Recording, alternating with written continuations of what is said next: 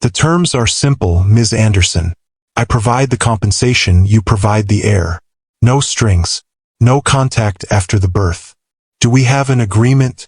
Robert Sterling's voice was cold and authoritative as he sat behind his massive desk. The contract between them laid out like a battle plan.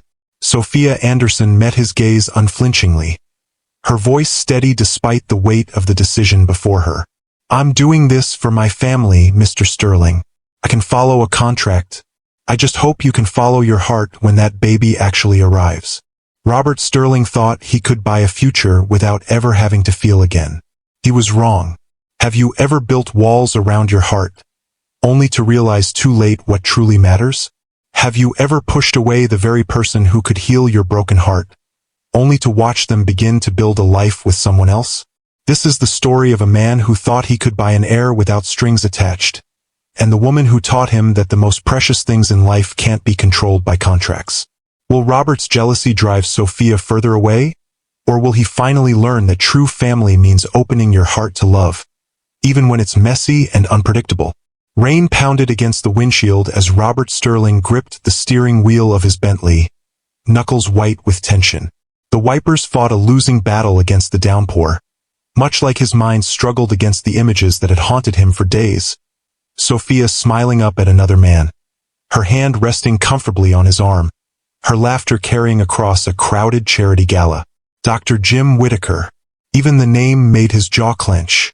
Robert pulled into the quiet suburban neighborhood, a world away from his Lake Shore Drive penthouse. The modest homes with their tidy yards and family sedans in the driveways represented everything he'd convinced himself he didn't need. Until now. He parked across from a small craftsman-style house with cheerful yellow trim. Through the rain-streaked window, he could see warm light spilling from inside. A home. Not just a house, but a home. The bouquet of daisies, Sophia's favorite, lay on the passenger seat, already looking slightly wilted. A pathetic peace offering, but he hadn't known what else to bring. What did you bring to the woman who had carried your child, who had changed your life, who was now slipping away to another man? Taking a deep breath, Robert stepped out into the rain, not bothering with an umbrella. By the time he reached Sophia's front porch, his tailored suit was soaked through, water dripping from his silver-streaked hair into his eyes. He raised his hand to knock, then hesitated. What right did he have to be here? Their contract had been fulfilled. She had given him Grace, his beautiful daughter, now 6 months old.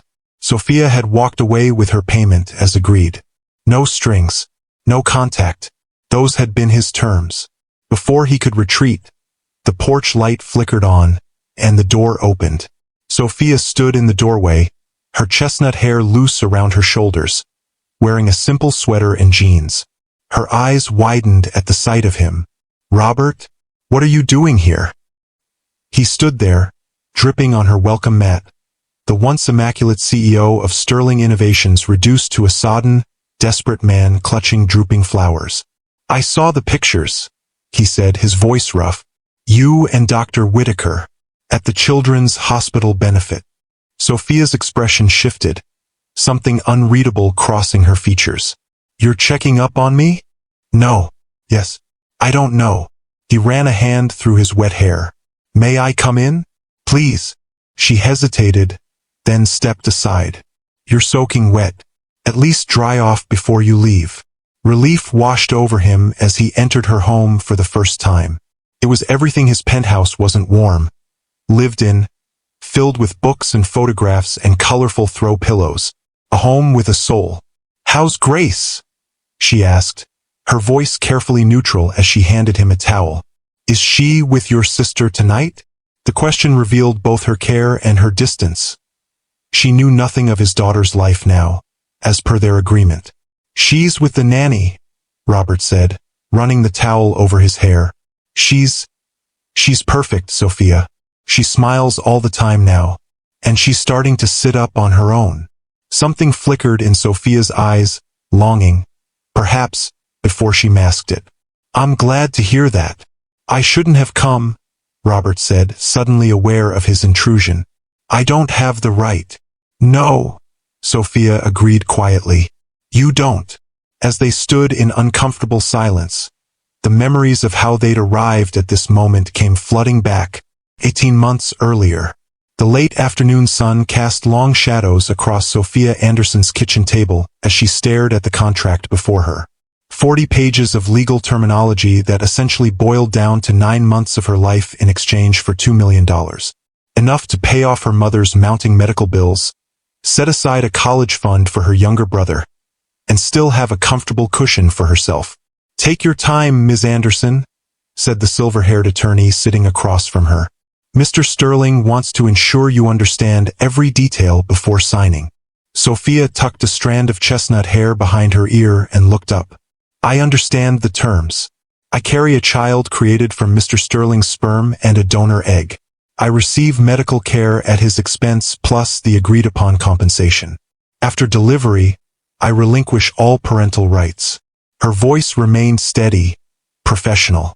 "The contract is clear." What the contract couldn't capture was why she, a 32-year-old elementary school teacher with a master's degree and a close-knit community, would agree to such an arrangement. It couldn't explain how she'd spent her 20s caring for her father through his long illness, postponing her own dreams of marriage and motherhood, or how, just when she'd begun to rebuild, her mother's diagnosis had arrived like a cruel echo. The attorney nodded. "Mr. Sterling is a very private person. He prefers to keep emotional complications to a minimum." "I'm not looking for complications either," Sophia said, picking up the pen. "Just fulfilling the agreement." Her eyes fell on the final clause of the contract, the one Robert Sterling himself had added in his own handwriting during their only face-to-face meeting before today. Upon delivery and transfer of the child to the intended parent, all contact between the surrogate and the intended parent shall cease permanently. No visitation rights, no updates, no future contact of any kind is permitted or expected.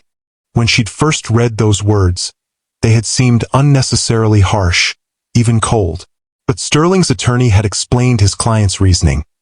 Mr. Sterling believes clean breaks are best for all parties. No lingering attachments, no messy emotions, no confusion for the child. As she signed her name on the final page, she wondered briefly about the man behind this contract, Robert Sterling, CEO of Sterling Innovations, whose face occasionally graced business magazines. Widowed, no children, reportedly married to his work. A man who wanted an heir but not the messiness of relationships. Perfect, she thought, because messy relationships were exactly what she didn't need right now. Robert Sterling stood at the floor-to-ceiling windows of his penthouse, watching Chicago's skyline glitter against the night sky. At 48, he'd built an empire that spanned 3 continents, employed thousands, and had made him a fortune that exceeded even his ambitious younger self's dreams. And none of it mattered tonight. He loosened his tie and poured himself 2 fingers of scotch, the amber liquid catching the light as he swirled it absently. The board meeting earlier that day had been particularly pointed, with several members questioning his long-term succession plans for Sterling Innovations. "The company needs stability," Lawrence Hargrove, his longest-serving board member, had said. "Shareholders are getting nervous about the lack of clear succession." "You're not getting any younger, Robert."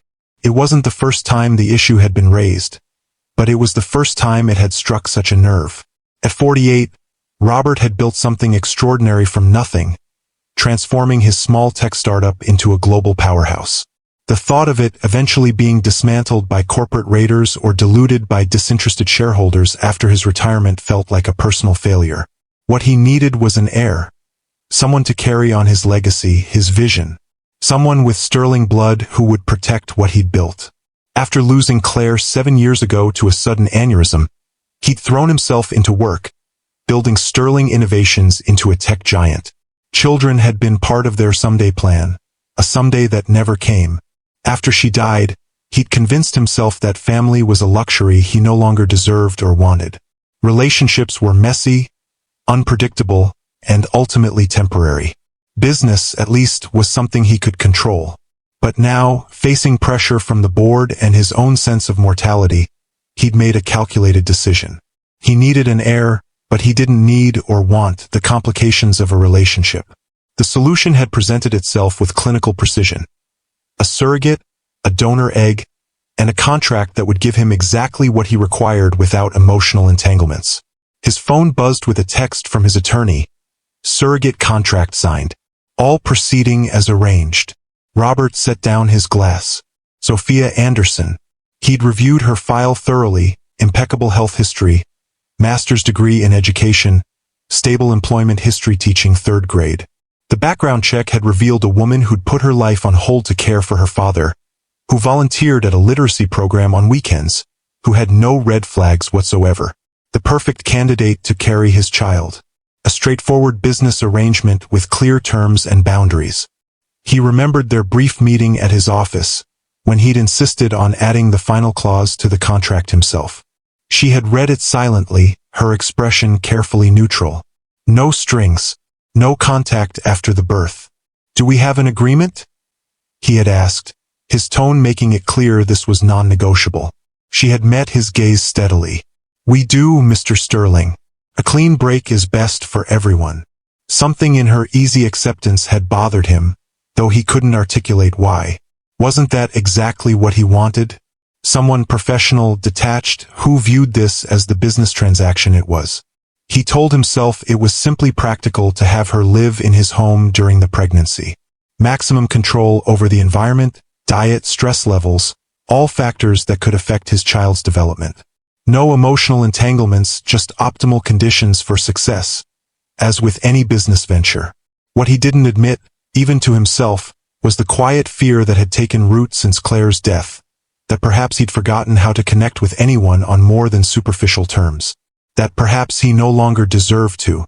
The day Sophia moved into Robert's penthouse was meticulously planned, like every other aspect of their arrangement. Professional movers handled her essential belongings while his staff prepared her suite according to the specifications outlined in their contract: a bedroom with an adjoining sitting room, a private bathroom, and a small kitchenette where she could prepare snacks if needed. Ms. Anderson has arrived, sir. His housekeeper, Mrs. Winters, announced as Robert reviewed quarterly projections in his home office. Thank you, Mrs. Winters. Please show her to her suite and ensure she has everything she needs. He didn't look up from his computer screen. You're not going to greet her yourself? There was a note of disapproval in the older woman's voice that few would dare use with Robert Sterling. Robert finally looked up, his expression neutral. Our arrangement is professional, Mrs. Winters. Ms. Anderson understands that. Mrs. Winters had been with him for 15 years, through his marriage to Claire, through his grief after her death, through his retreat into work and isolation. She was perhaps the only person who could still reach the man behind the CEO facade. A woman carrying your child deserves a proper welcome, professional arrangement or not, she said firmly. Your mother would expect better of you. The mention of his mother, warm, kind-hearted Eleanor Sterling, who had taught him that how you treated people mattered more than what you achieved, hit its mark. Robert sighed and closed his laptop. You're right. I'll be there momentarily. When he entered the foyer, Sophia was directing the movers with quiet efficiency, pointing out where to place the few boxes she'd brought. She wore simple jeans and a blue sweater that brought out the warmth in her eyes, her chestnut hair pulled back in a practical ponytail. Ms. Anderson, he said, approaching with a professional smile. Welcome. She turned, surprise briefly crossing her features before she composed herself. Mr. Sterling, thank you for accommodating me. Robert, please. If we're going to be sharing living space for the next 8 months, formality seems excessive. Sophia, then. She offered a small smile that didn't quite reach her eyes. An awkward silence fell between them as the movers finished bringing in the last of her boxes. Robert noticed how few possessions she'd brought. Just 3 medium-sized boxes and 2 suitcases. Is that everything? He asked, gesturing to the modest pile. I've learned to travel light, she replied. And your email specified that the suite was fully furnished. Yes, of course. He cleared his throat. Would you like a tour of the penthouse? You should know where everything is. That would be helpful, thank you. As Robert led her through his home, he was suddenly aware of how impersonal it was. Sleek, modern, and expensively decorated, but lacking any real warmth or character. The art on the walls had been selected by an interior designer. The furniture, while luxurious, looked barely used. Even the kitchen, with its state-of-the-art appliances, showed no signs of actual cooking. The kitchen is at your disposal, though meals can be prepared for you if you prefer, he explained. Mrs. Winters manages the household staff and can accommodate any dietary preferences. I enjoy cooking, Sophia said. When I have time. You're continuing to teach this trimester? He knew the answer from their contract discussions but asked anyway, searching for safe conversation. Yes, until winter break. My principal has been very understanding about the situation. She paused. As far as she knows, I'm helping a family member who needs a surrogate. That's not entirely untrue, Robert said awkwardly. Sophia gave him a measured look. No, I suppose not. They continued the tour, Robert pointing out the gym, the library, the terrace with its panoramic view of Lake Michigan. Sophia followed politely, asking appropriate questions, maintaining the professional distance he'd established. When they reached her suite, Robert opened the door with a flourish. And this is your space. The rooms were elegantly appointed in neutral tones, beige, cream, and pale blue with high-quality furnishings and tasteful artwork. Comfortable but impersonal, like a luxury hotel suite. It's lovely, Sophia said, stepping inside. Thank you. The bathroom has been stocked with premium toiletries, but if you prefer specific brands, just let Mrs. Winters know. The closet should have adequate space for your things. The sitting room can be used as a workspace if you need to prepare lessons. He gestured to a small desk by the window. Wi-Fi information is in the welcome packet on the coffee table, along with the security codes and other household information. Sophia nodded, taking it all in. You've thought of everything. I believe in thorough preparation. He checked his watch. I have a conference call in 15 minutes. Will you be comfortable settling in on your own? Of course. Her voice was polite but distant. I wouldn't want to disrupt your schedule. Dinner is typically served at 7, but you're welcome to eat whenever is convenient for you. Just inform Mrs. Winters of your preference. Thank you, Robert. He nodded and turned to leave, then paused at the door. Sophia. Yes. I appreciate what you're doing. I want you to be comfortable here. For a moment, her professional mask slipped, and he glimpsed something vulnerable in her eyes. I'm sure I will be. As Robert walked back to his office, he told himself that the arrangement was proceeding exactly as planned.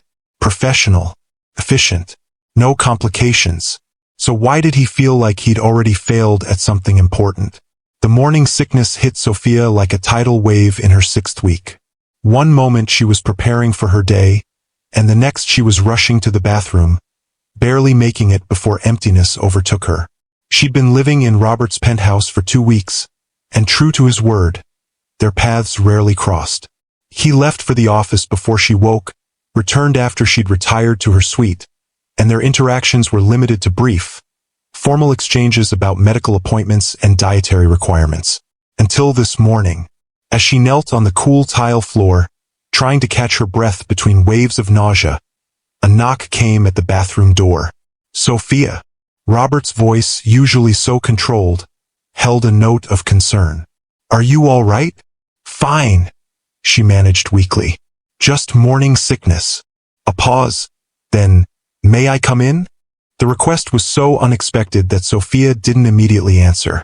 The door opened slightly, and Robert appeared, impeccably dressed for work but with an uncharacteristic furrow of worry between his brows. I've brought you some tea, he said, setting a steaming mug on the counter. Peppermint. It might help. Sophia stared at him in surprise, then at the mug. Thank you. He hesitated, clearly uncomfortable with the situation but unwilling to simply walk away. Is there anything else you need?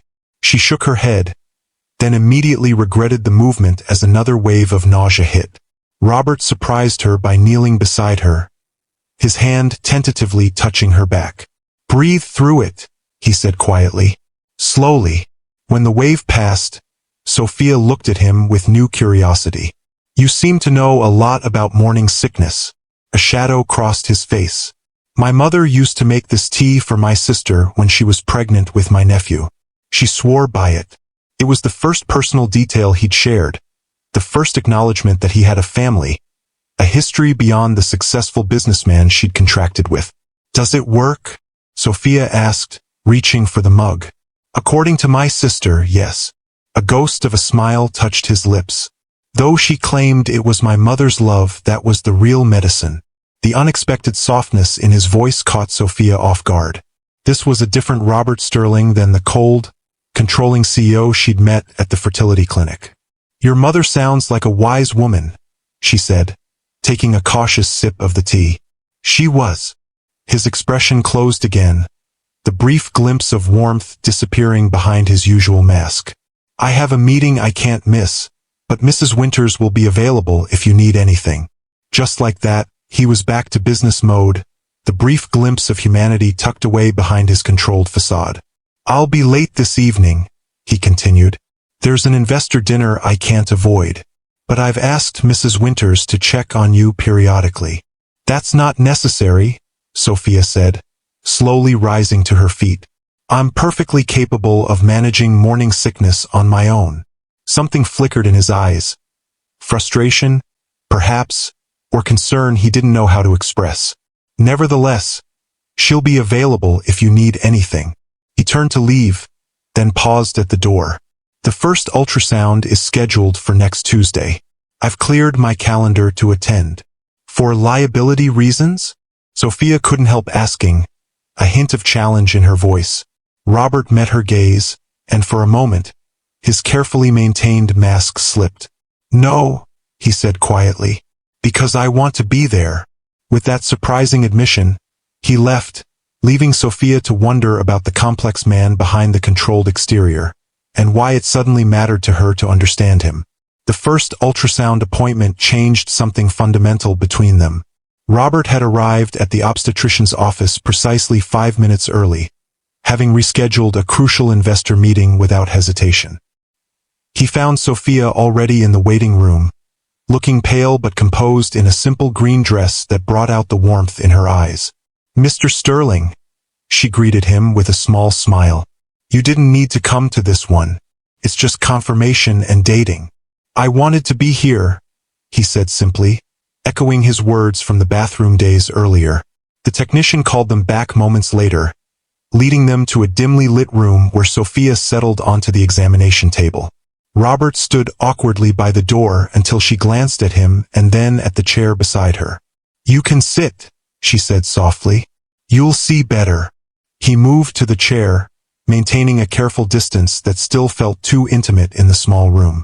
The technician applied gel to Sophia's still flat abdomen and began moving the wand, explaining what they were looking for. And then, suddenly, there it was on the screen. A tiny fluttering light, a heartbeat. There's your baby, the technician said cheerfully, measuring right on track at 8 weeks. Strong heartbeat at 160 beats per minute. Your baby. The words hit Robert with unexpected force. Not an embryo, not a contract, but a baby, his child, alive and growing. Without thinking, he reached out, his hand finding Sophia's on the examination table. She looked at him in surprise, but didn't pull away, her fingers warm beneath his. Would you like to hear the heartbeat? The technician asked. At their nods, she flipped a switch, and suddenly the room filled with a rapid, rhythmic whooshing sound. Their baby's heartbeat, strong and insistent. Robert felt something crack inside him, a fissure in the walls he'd built around his heart since Claire died. He tightened his grip on Sophia's hand, unable to speak, unable to process the surge of emotion threatening to overwhelm his carefully maintained control. Sophia glanced at him, and what she saw in his face made her squeeze his hand in return. It's amazing, isn't it? She said softly. Yes, he managed, his voice rough with emotion. Amazing. The moment stretched between them, intimate and unguarded, until the technician finished her measurements and handed Sophia a towel to wipe away the gel. I'll print some pictures for you, she said, leaving them alone in the dimly lit room. Robert reluctantly released Sophia's hand, reality rushing back as the spell of the moment broke. What was he doing? This wasn't part of their agreement. No strings attached. No emotional entanglements. A clean break after the birth. "I apologize," he said stiffly, retreating behind his professional facade. "That was unprofessional of me." Sophia studied him for a long moment, her expression unreadable. "It's a natural reaction, Robert. Hearing your child's heartbeat for the first time is overwhelming for anyone." "Nevertheless," he insisted, standing and putting physical distance between them, "we should maintain appropriate boundaries." "Of course," she agreed, her own voice cooling slightly. "No strings attached. That was our agreement." The words hung between them, a reminder of the contract that defined their relationship. Yet as they left the clinic, ultrasound photos carefully divided between them, his for records, hers for medical documentation. Robert couldn't shake the feeling that something fundamental had shifted, despite his determination to keep things strictly professional. Over the next few weeks, a strange rhythm developed in the Sterling penthouse. Despite Robert's initial insistence on separate schedules and minimal interaction, he found himself lingering over breakfast, arriving home earlier in the evenings, creating small opportunities for their paths to cross. He told himself it was simply responsible monitoring of the pregnancy. After all, Sophia was carrying his heir, the future of Sterling Innovations. It was only natural that he would take an interest in her well-being. But even he couldn't justify the way he began bringing her herbal tea each morning, or how he found himself asking about her day, or the evening he spent an hour helping her hang family photos in her suite to make it feel more like home. "You don't have to do this," Sophia said as he carefully positioned a framed picture of her with her mother and brother. "I'm sure you have more important things to do." "Nothing more important than ensuring you're comfortable," he replied, then quickly added, "For the baby's sake, of course." "Of course," she echoed, a small smile playing at the corners of her mouth. "For the baby." There was a knowing quality to her smile that both unsettled and intrigued him.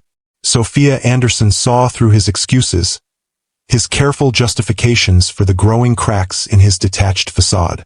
"Tell me about your classroom," he found himself asking one evening as they sat on his terrace, watching the sunset over Lake Michigan. Another unplanned encounter. He'd come out for fresh air, found her already there, and somehow couldn't make himself leave. Sophia's face lit up as she described her third graders, their personalities, their challenges, their small triumphs. "Ellie finally finished her first chapter book yesterday," she said, her voice warm with pride.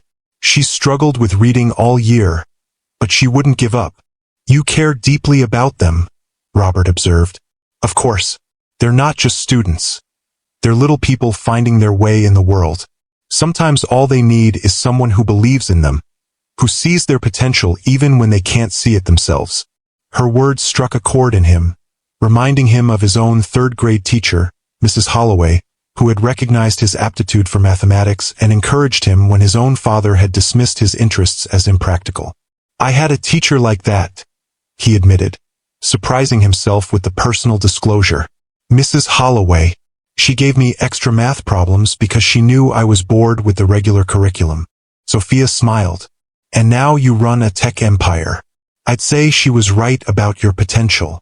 She was the first person who told me I could be more than my circumstances."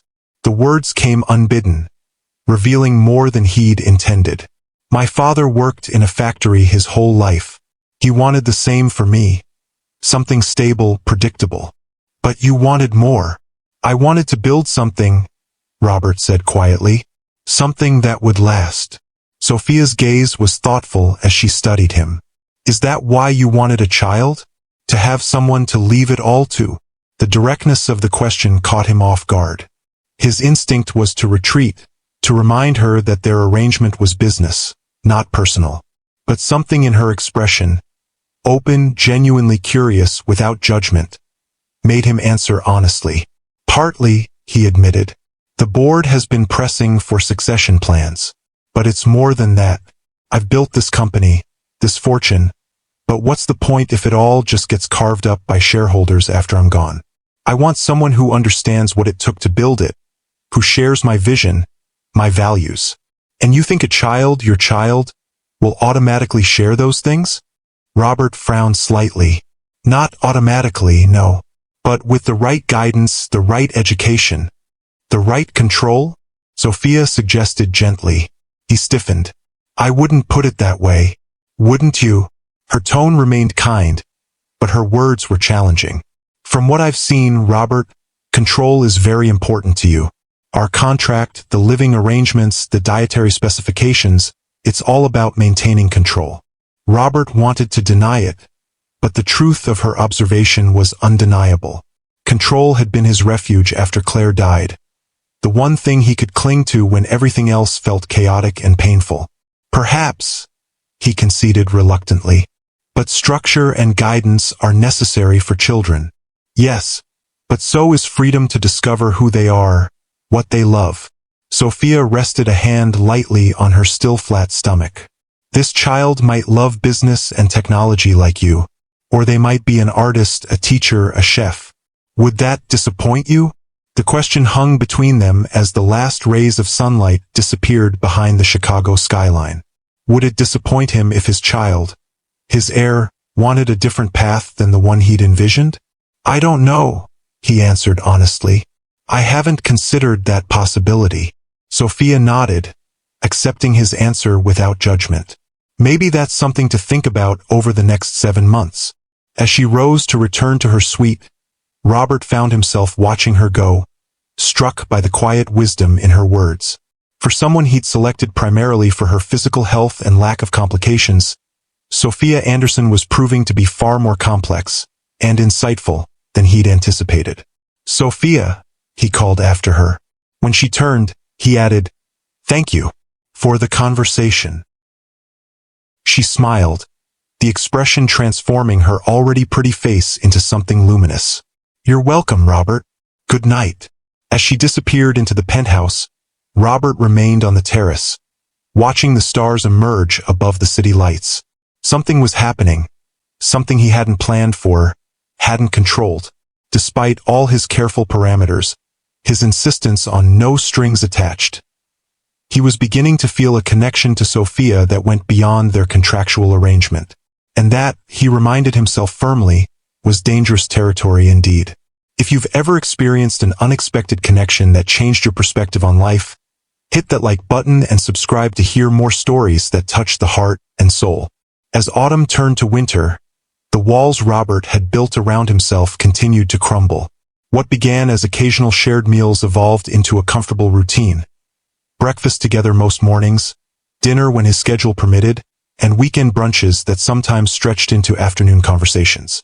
The first snowfall of the season found them decorating a Christmas tree together in the penthouse's main living room, something Robert hadn't done since Claire died. "You didn't have to get such an enormous tree," Sophia said, laughing as she struggled to hang an ornament on one of the higher branches. At 4 months pregnant, her belly was now visibly rounded, though she moved with the same grace as always. "If we're doing this, we might as well do it properly," Robert replied, reaching over her shoulder to place the ornament she couldn't quite reach. The casual "we" wasn't lost on either of them. "Did you and Claire have traditions?" Sophia asked carefully. It was the first time she'd directly mentioned his late wife, though she knew the basic facts of his marriage. Robert stilled, the ornament in his hand momentarily forgotten. "Yes," he said finally. "We used to drive up to a tree farm in Wisconsin. Claire insisted on cutting down our own tree, even though I offered to have one delivered every year. She sounds like she knew what mattered," Sophia said softly. "She did." A small smile touched his lips at the memory. "After she died, I stopped celebrating. It seemed pointless. And now," Robert looked around at the half-decorated tree, the boxes of ornaments they'd purchased together that morning, the holiday music playing softly in the background. "Now it feels important again. For the baby. For you," he didn't say, "because you've brought something back to life in me that I thought was gone forever." "What about your family?" he asked, changing the subject. "Will you miss being with them for Christmas?" "My mother and brother are coming for Christmas Eve dinner," Sophia said, carefully unwrapping another ornament. "I hope that's all right. I should have asked first." "Of course it's all right. This is your home too, for now." The qualifier felt necessary but somehow wrong as he said it. Sophia gave him a measured look. For now, she agreed. The reminder of their temporary arrangement hung between them like an unwelcome guest. In 4 more months, their child would be born and Sophia would leave. No strings attached. Clean break. Those had been his terms, the ones he'd insisted on. So why did the thought now fill him with a cold dread? I've been thinking, Robert said, focusing intently on arranging a string of lights. We should start discussing names. Names? Sophia's surprise was evident. For the baby. Unless you'd prefer not to be involved in that decision. He tried to keep his tone neutral, though the question was anything but, I assumed you'd want to choose the name yourself. Since.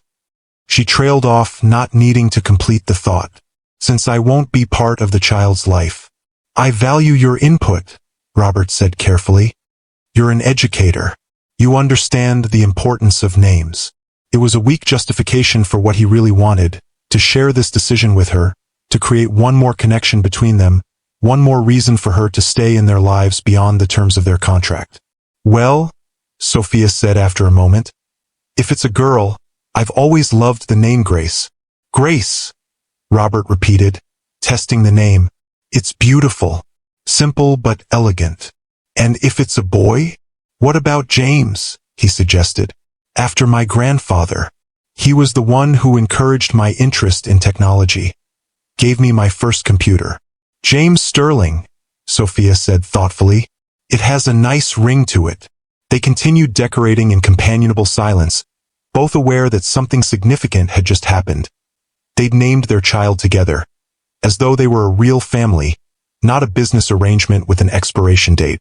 Later that evening, as they sat before the fire admiring their work on the tree, Robert found himself studying Sophia's profile, the way the firelight played across her features, the gentle curve of her belly where his child grew. What? She asked, catching his gaze. Nothing, he said quickly. Just, thank you, for today, for bringing Christmas back into this house. Sophia smiled, the warmth of it reaching her eyes. Everyone deserves a little magic in their life, Robert. Even CEOs who think they can control everything. He laughed softly, acknowledging the gentle teasing. I'm learning that some things can't be controlled. And how does that feel?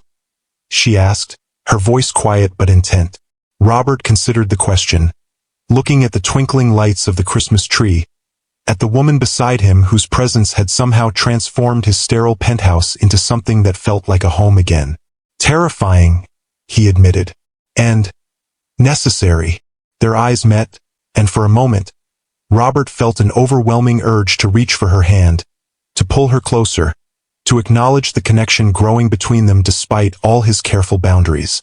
But before he could act, Sophia winced slightly, her hand going to her belly. Are you all right? He asked, immediately concerned. Her face broke into a radiant smile. The baby's kicking. Here.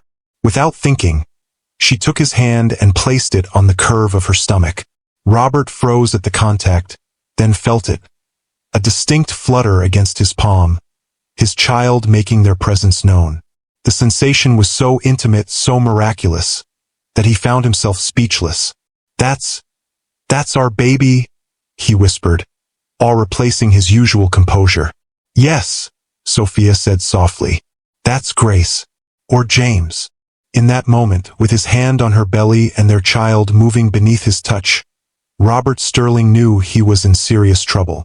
Because despite all his careful planning, despite the contract with its clear terms and boundaries, he was falling for Sophia Anderson, and he had no idea what to do about it.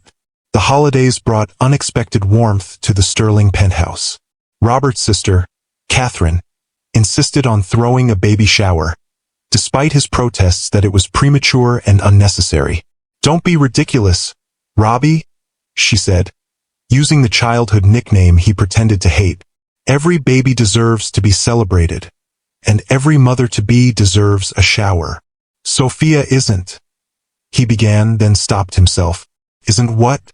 Isn't the mother? Biologically, no. But in every other way that mattered. Isn't what? Catherine pressed, her eyes narrowing suspiciously.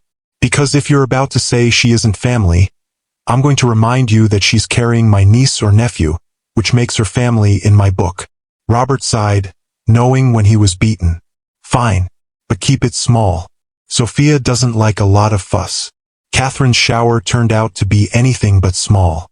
She invited her entire circle of friends, several of Robert's female executives, and even managed to contact Sophia's mother and a few of her teaching colleagues. The penthouse was transformed with pastel decorations, catered food, and enough baby gifts to fill a small store.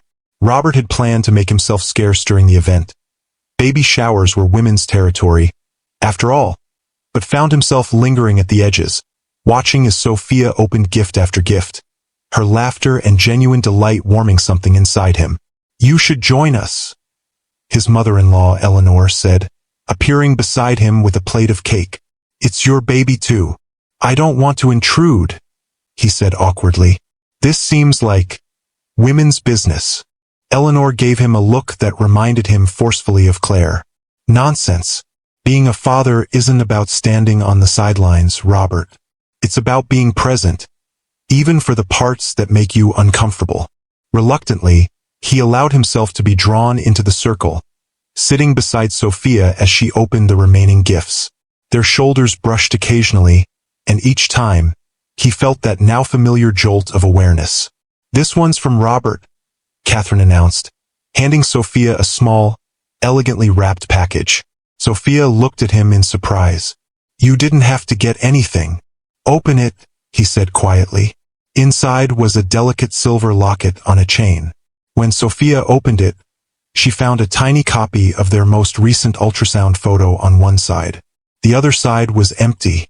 For after the birth, Robert explained. So you'll always have a picture of the baby. The room had gone quiet, everyone aware of the significance of the gift. It wasn't just a piece of jewelry. It was an acknowledgement of Sophia's role, of her connection to the child she was carrying but would not raise. Thank you, she whispered, her eyes bright with unshed tears. It's perfect. Without thinking, Robert reached out and squeezed her hand. The gesture was small but intimate, and not lost on the observant women around them.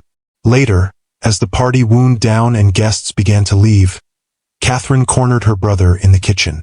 What exactly is going on between you and Sophia? She demanded without preamble. Nothing, Robert said automatically. We have an arrangement. An arrangement, Catherine repeated skeptically. Is that what you call the way you look at her when you think no one's watching? Or how you've rearranged your entire schedule to be home for dinner every night? Or the fact that you just gave her a locket with your baby's picture in it? It's complicated, he admitted. No, quantum physics is complicated. This is actually quite simple. Catherine's expression softened. You're falling for her, Robbie. And from what I can see, she might be falling for you too. That wasn't part of the plan, he said, running a hand through his hair in frustration. The best things in life rarely are. She patted his arm sympathetically. The question is, what are you going to do about it? What indeed? The contract was clear. After the birth, Sophia would leave with her payment, and they would have no further contact. Those had been his terms, the ones he'd insisted on when emotional entanglements had seemed like an unnecessary complication. Now, the thought of Sophia walking out of their lives made his chest tighten with something close to panic. I don't know, he admitted. The contract. Oh, for heaven's sake, Catherine interrupted. It's a piece of paper, not a prison sentence. Contracts can be amended. Terms can be renegotiated. She fixed him with a stern look. But only if you're brave enough to admit what you really want. What did he want? The question haunted Robert long after the shower ended. Long after he'd helped Sophia arrange the baby gifts in the nursery they'd decorated together. Long after he'd bid her good night and retreated to his own room. He wanted his child, yes. But increasingly, undeniably, he wanted Sophia too, her warmth, her wisdom, her way of challenging him while still respecting his boundaries. He wanted the family he'd never allowed himself to imagine after Claire died. But wanting wasn't having, and Robert Sterling had built his empire on calculated risks, not emotional gambles. The thought of laying his heart bare, of risking rejection, of potentially complicating what had begun as a straightforward arrangement. It terrified him in a way that no business challenge ever had. So he said nothing, did nothing, as January turned to February and Sophia's due date drew closer. He told himself there was time, that he would find the right moment, the right words, that somehow he would figure out how to keep her in their lives without admitting how essential she had become to his happiness. It was a coward's approach, and deep down he knew it. The labor began unexpectedly, 3 weeks before Sophia's due date. One moment they were having a quiet dinner, discussing the latest developments at Sterling Innovations, and the next, Sophia was gripping the edge of the table, her face contorted in pain. "Robert," she gasped. I think it's time." The drive to the hospital was a blur of anxiety and anticipation. Robert had rehearsed this moment in his mind countless times, the efficient execution of their birth plan, the calm transfer of the baby to his care, the professional goodbye to Sophia as she departed with her payment. The reality was messier, more emotional, more human than anything he could have prepared for. Sophia's labor progressed rapidly, her contractions coming fast and intense. The doctor advised an epidural, but she refused, determined to experience the birth fully, even knowing she would not be raising the child. "You don't have to prove anything," Robert told her during a brief respite between contractions. "There's no shame in pain management." "I'm not trying to prove anything," she replied, her face damp with sweat, but her eyes clear and determined. "I just want to remember every moment. This might be my only chance to bring a child into the world." Her words struck him like a physical blow. In all his planning, all his careful arrangements, he had never truly considered what this experience meant for Sophia. Not just as a surrogate fulfilling a contract, but as a woman who might want children of her own someday. "Sophia," he began, not sure what he was going to say, but knowing he needed to say something. But another contraction seized her, and the moment passed. 7 hours later, their daughter entered the world with a powerful cry that seemed to announce her arrival to the entire hospital. Grace Eleanor Sterling, 6 pounds, 4 ounces, with a shock of dark hair and her father's determined chin. "She's perfect," the doctor announced, placing the squirming, red-faced infant on Sophia's chest. "Congratulations to you both." Robert stood frozen beside the bed, overwhelmed by the sight of his daughter. His child, nestled against Sophia's skin. Something primal and powerful surged through him, a love so fierce and immediate that it took his breath away. "Would you like to hold her?" Sophia asked softly, her eyes filled with a complex mixture of joy and sorrow. With trembling hands, Robert accepted his daughter, cradling her tiny body against his chest. Grace's eyes opened briefly, unfocused but somehow seeming to look directly into his soul. "Hello, Grace," he whispered. "I'm your father." In that moment, looking down at his daughter's face, Robert knew with absolute certainty that he couldn't let Sophia walk away, not just for Grace's sake, but for his own. Somehow, this woman had breached all his defenses, had shown him that life could be full and rich and meaningful again after loss. He looked up, ready to tell her everything, that he wanted her to stay, that he was falling in love with her, that they could be a real family, the three of them. But Sophia's eyes were closed, her face pale with exhaustion, her body finally surrendering to rest after the marathon of childbirth. The nurses were already preparing to move her to a recovery room. "We should let her sleep," the nurse said gently. First-time mothers need their rest, especially after a natural delivery. First-time mother.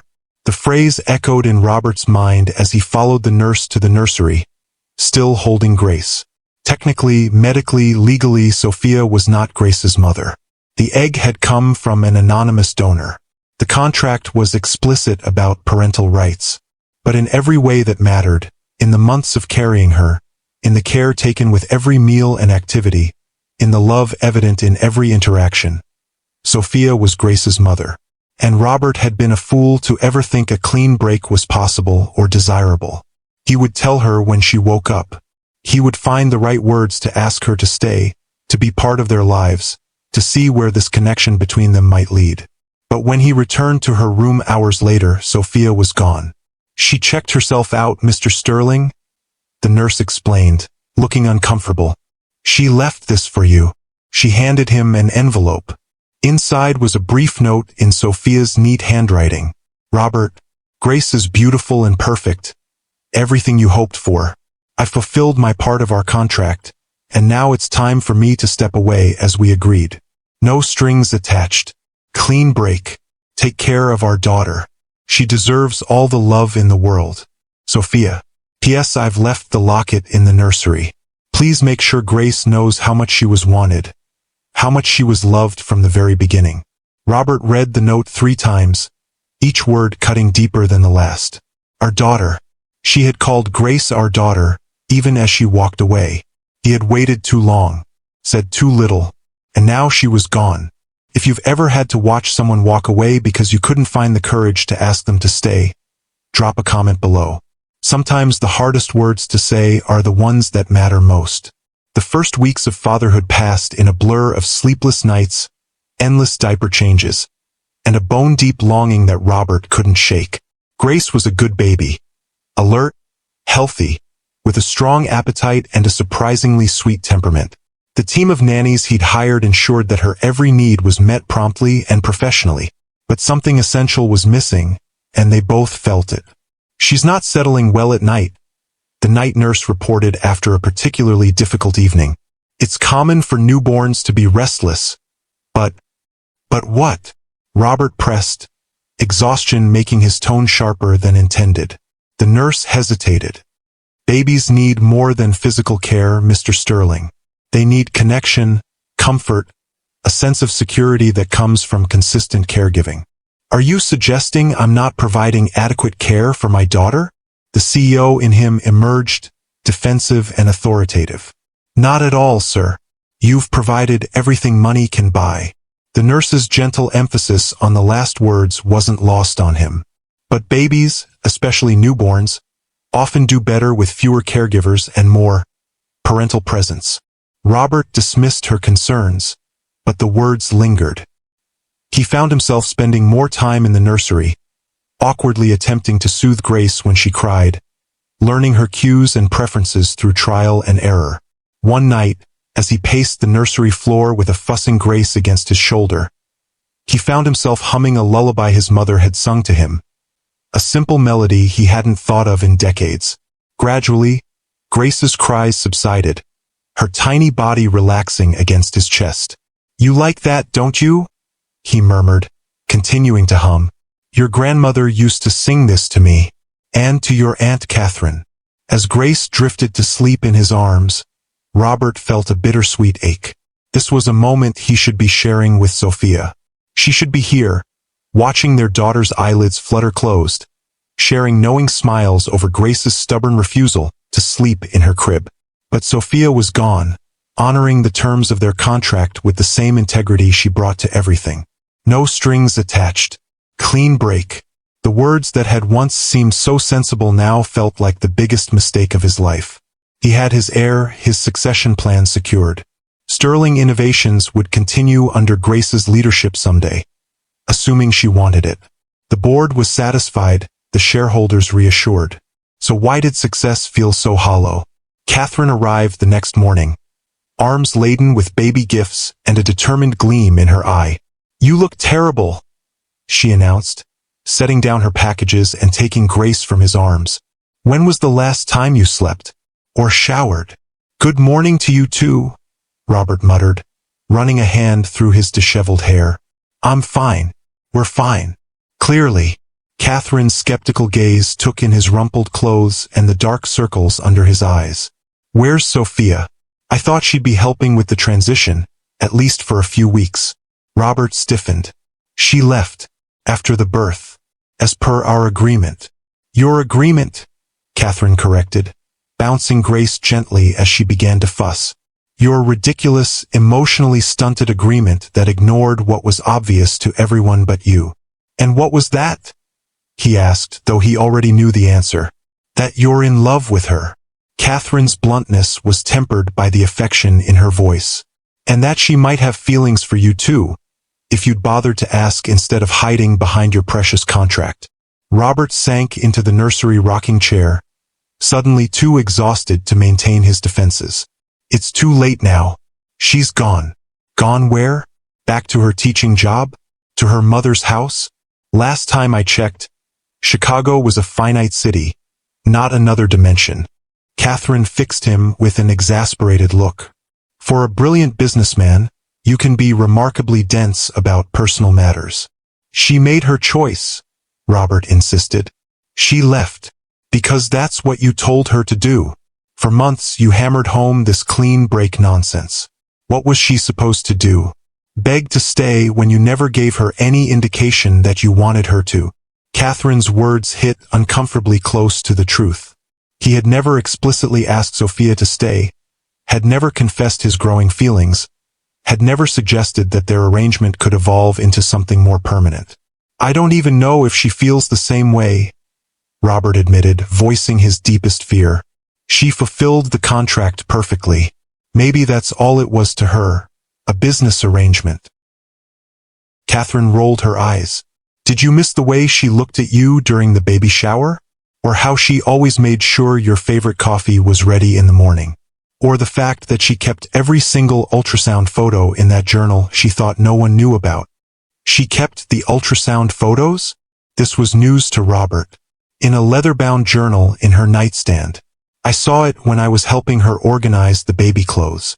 Catherine's expression softened. She cared, Robbie. Maybe still cares. But you'll never know if you don't ask. The idea of seeking out Sophia, of laying his heart bare after months of maintaining professional distance, terrified him more than any business negotiation ever had. What if she rejected him? What if she had already moved on, relieved to be free of their arrangement? I need to focus on Grace right now, he said, taking his daughter back from Catherine. She needs stability, routine. She needs her mother, Catherine said bluntly. And you need the woman you love. The rest is just details.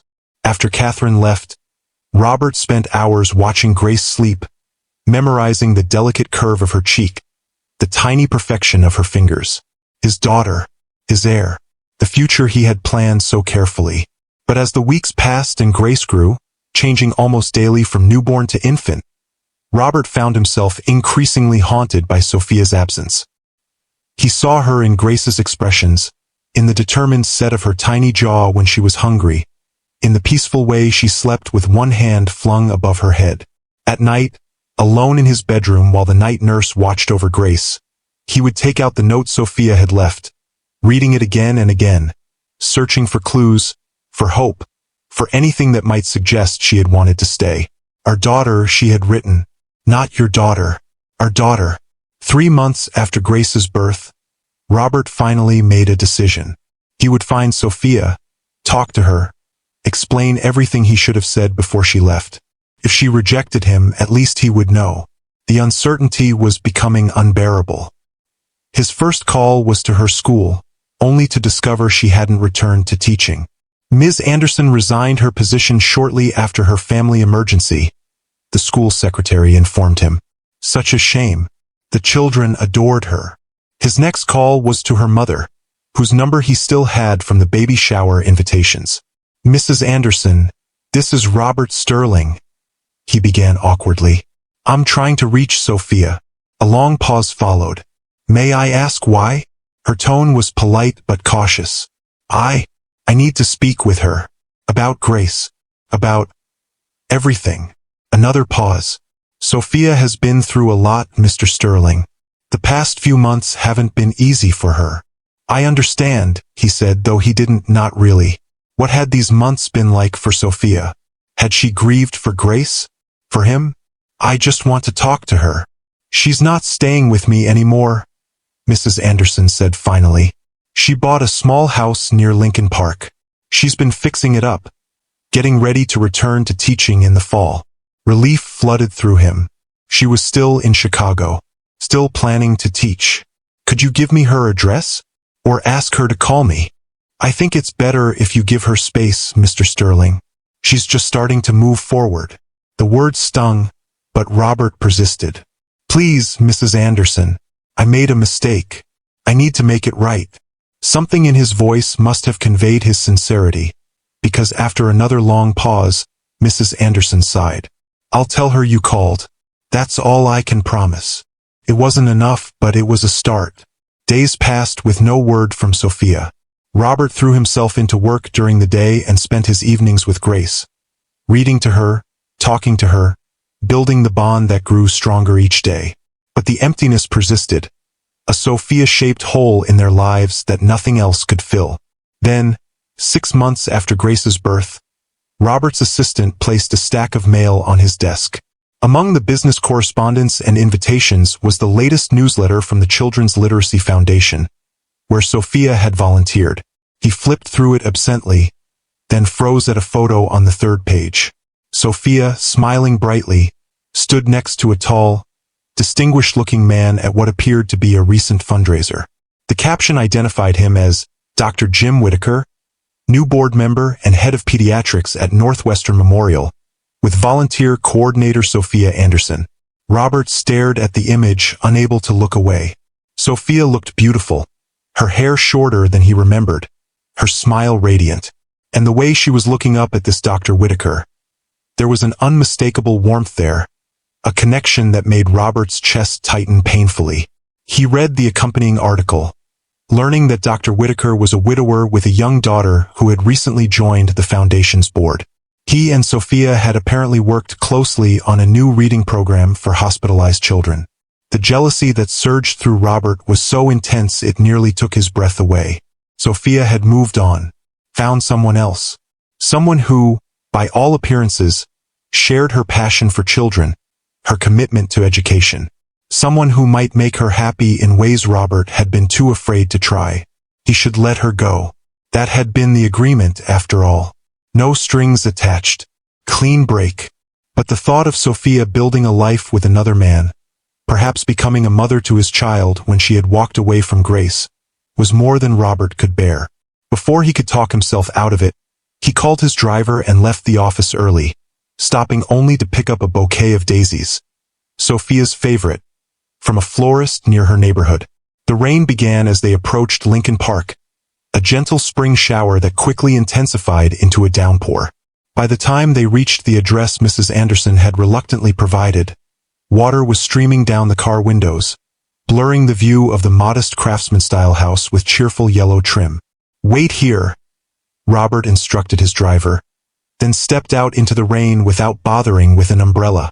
By the time he reached Sophia's front porch, his tailored suit was soaked through, water dripping from his silver-streaked hair into his eyes. The daisies in his hand already looked slightly wilted, a pathetic peace offering at best. He raised his hand to knock, then hesitated. What right did he have to be here? Their contract had been fulfilled. She had given him Grace, his beautiful daughter, now 6 months old. Sophia had walked away with her payment as agreed. No strings, no contact. Those had been his terms. Before he could retreat, the porch light flickered on, and the door opened. Sophia stood in the doorway, her chestnut hair loose around her shoulders, wearing a simple sweater and jeans. Her eyes widened at the sight of him. "Robert, what are you doing here?" He stood there, dripping on her welcome mat, the once immaculate CEO of Sterling Innovations reduced to a sodden, desperate man clutching drooping flowers. "I saw the pictures," he said, his voice rough.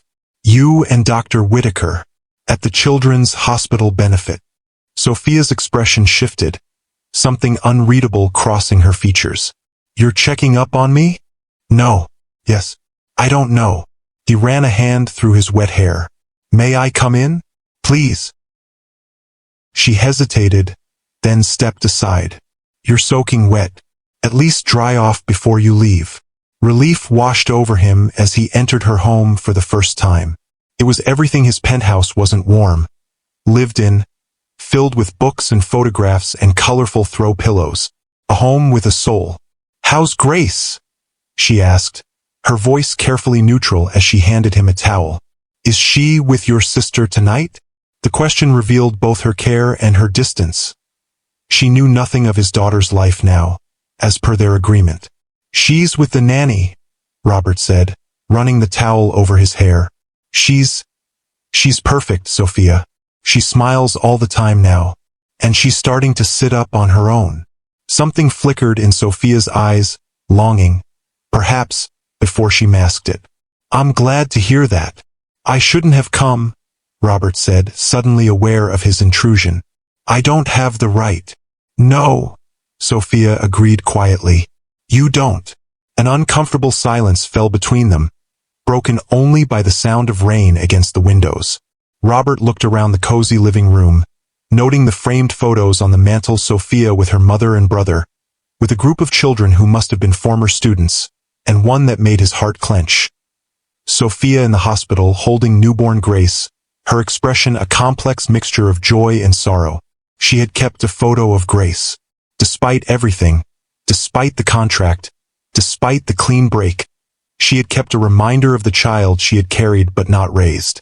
Why are you really here, Robert? Sophia asked, crossing her arms protectively over her chest. I miss you, he admitted, the words inadequate but honest. Every day, when Grace does something new, my first thought is always that I wish you were there to see it. The penthouse feels empty without you. I feel empty without you. Sophia closed her eyes briefly, as if his words caused her physical pain. Robert, I made a mistake, he interrupted, the confession bursting from him like water through a broken dam. The contract, the terms, the clean break, all of it. I thought I could control everything, keep emotions out of it, but I couldn't. I can't. You can't just decide you want me back in your life and expect me to drop everything, Sophia said, her voice tight with emotion. That's not how this works. That's not how I work. I know, he acknowledged. I know I have no right to ask anything of you, but Grace deserves to know her mother. And he swallowed hard. I deserve to live honestly for once. To admit that I love you and want you in our lives. Permanently. Sophia's eyes widened at his declaration. Love? You never once mentioned that word when we were living together, preparing for Grace's birth. Not once, Robert. I was afraid, he admitted. After Claire died, I built walls around myself, convinced that control was safer than connection. By the time I realized what was happening between us, what I was feeling, it seemed too late to change the terms. So what's different now? Sophia asked, her voice steady but her eyes revealing her inner turmoil. I've had 6 months of raising our daughter without you, Robert said simply.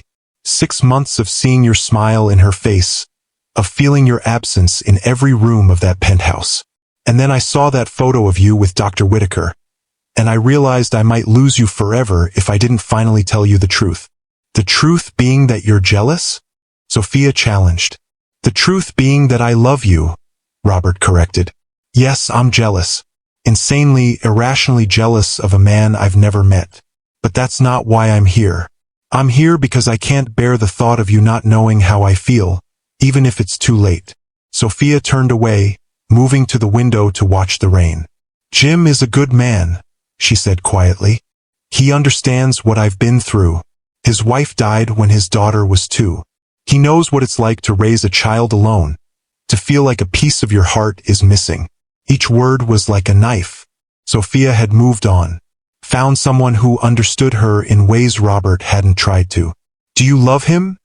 He asked, dreading the answer but needing to know.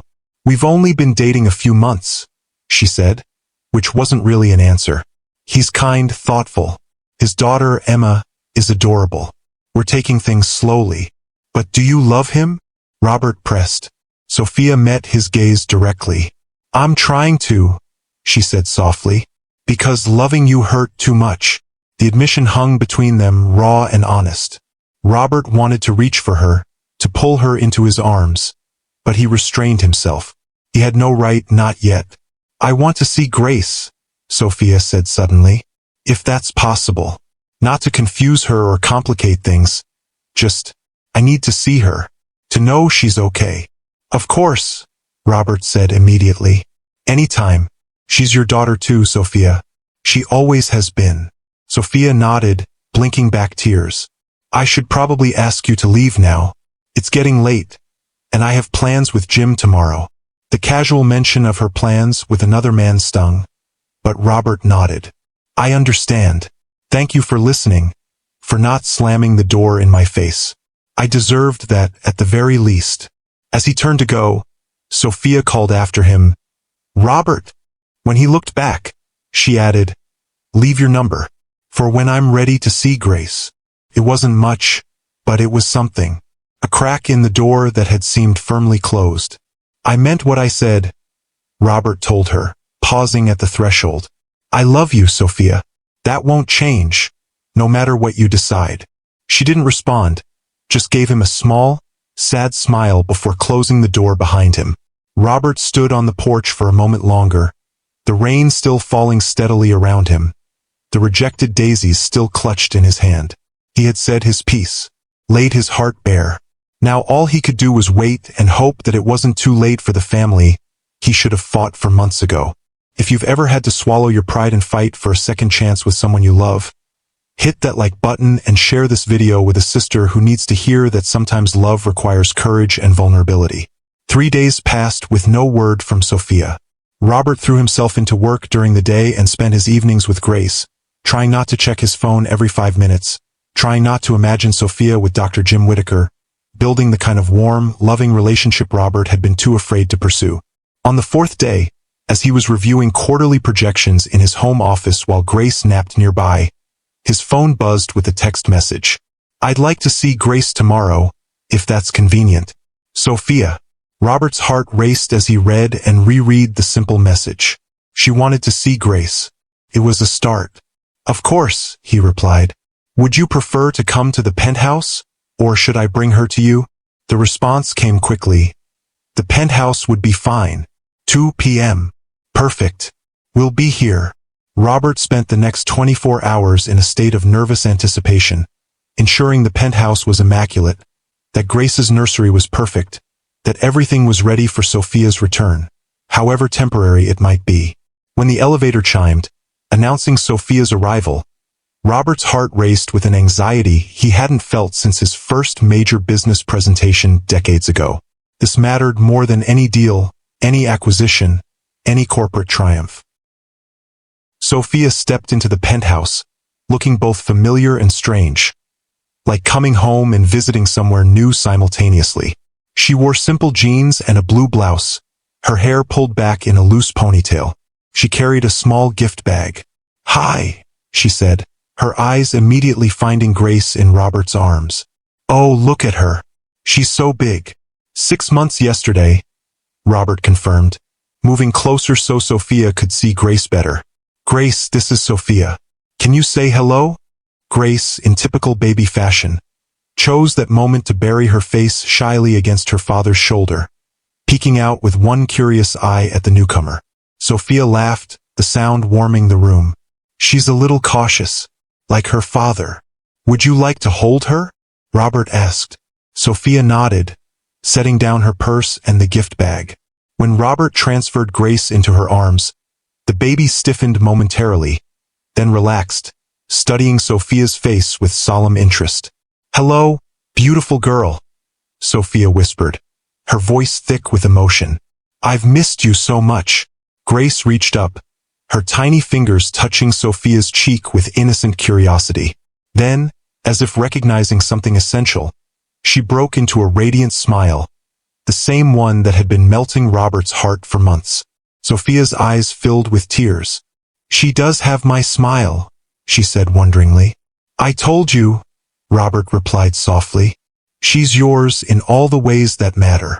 They moved to the living room, where Robert had set up Grace's play mat and favorite toys.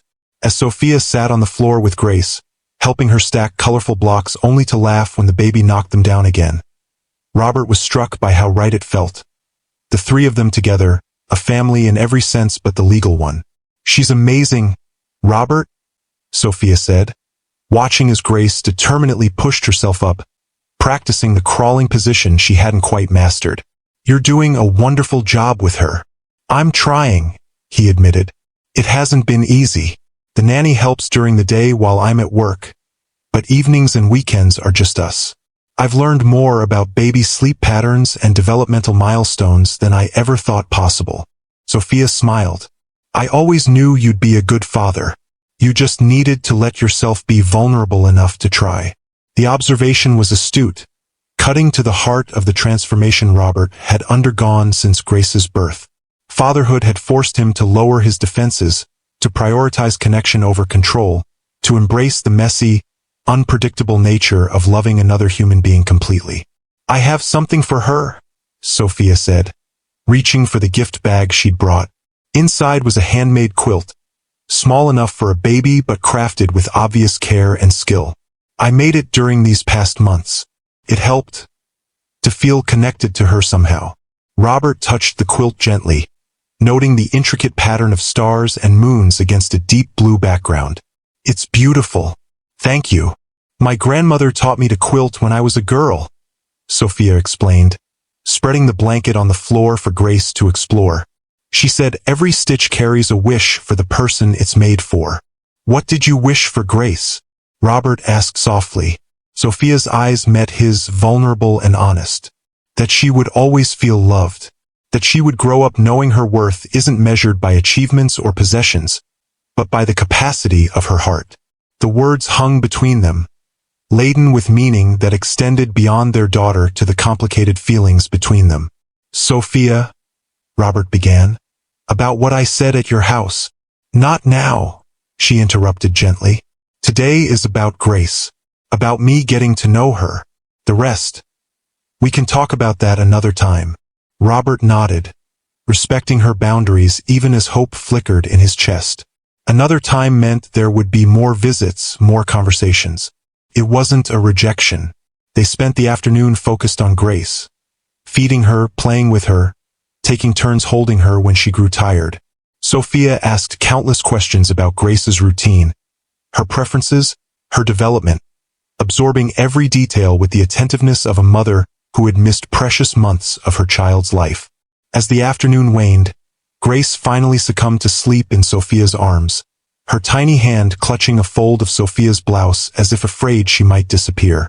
I should put her down for her nap, Robert said reluctantly, not wanting to break the peaceful tableau before him. Sophia nodded, carefully rising with Grace still nestled against her. Show me where. He led her to the nursery, watching as she gently laid Grace in her crib, tucking the new quilt around her with practiced tenderness. They stood side by side for a moment, watching their daughter sleep, connected by the profound love they both felt for this tiny human they had created together. One through biology, both through love. Thank you for today, Sophia said as they returned to the living room. For letting me see her, hold her. You don't need to thank me, Robert replied. She's your daughter too. You have every right to be part of her life. Sophia gathered her purse, preparing to leave. I should go. Jim is picking me up for dinner at 7. The mention of Dr. Whitaker was like a bucket of cold water, reminding Robert that Sophia's life now included another man, one who might offer her the kind of relationship Robert had been too afraid to pursue. Of course, he said, struggling to keep his voice neutral. Would you like to see Grace again? Yes, Sophia answered without hesitation. If that's all right with you. Anytime, Robert assured her. My door is always open to you, Sophia. Always has been. She gave him a measured look. That's not entirely true, is it? There was a time when you wanted very clear boundaries. No strings attached. A clean break. I was wrong, he admitted simply. About so many things. As he walked her to the elevator, Robert fought the urge to ask about her relationship with Jim, to demand to know if she was falling in love with him, to beg her to give them, him and Grace, a chance instead. But he had no right to make such demands, not after the way he had insisted on their separation. Goodbye, Robert, Sophia said as the elevator doors opened. I'll call about arranging another visit. Sophia, he said impulsively, unable to let her go without saying something of what was in his heart. I meant what I said the other night. All of it.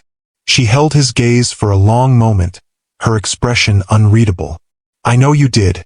That's what makes this so complicated. With that enigmatic response, She stepped into the elevator and was gone, leaving Robert with a mixture of hope and dread. She hadn't rejected his declaration of love outright, but neither had she reciprocated it. And she was still seeing Jim Whitaker, still building a life that didn't include Robert. Over the next few weeks, a new pattern emerged. Sophia visited the penthouse twice a week to spend time with Grace. Sometimes the visits were brief, an hour squeezed between her volunteer work and other commitments.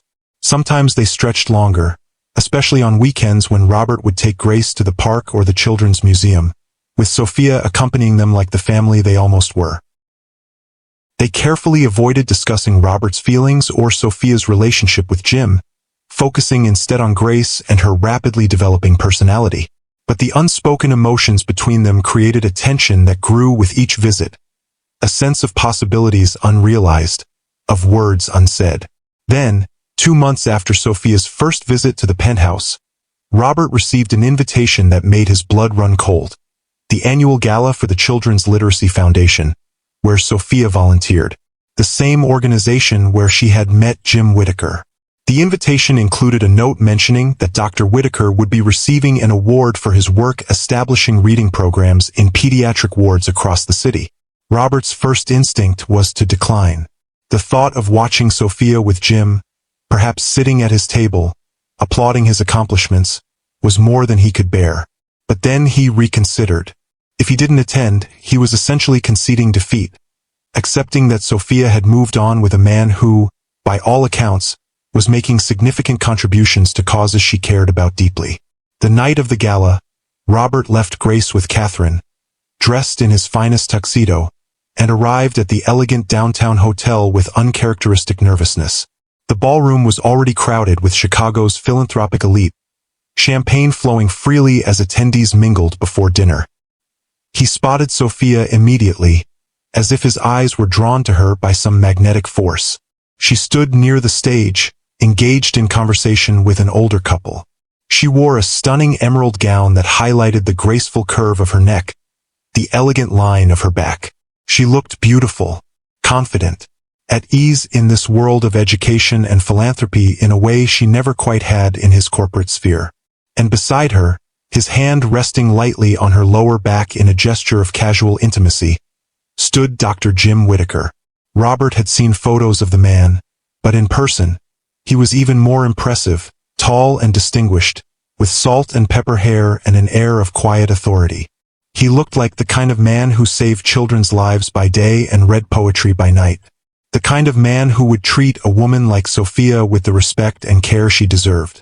The jealousy that surged through Robert was so intense it nearly took his breath away. But mixed with it was something else, a grudging respect.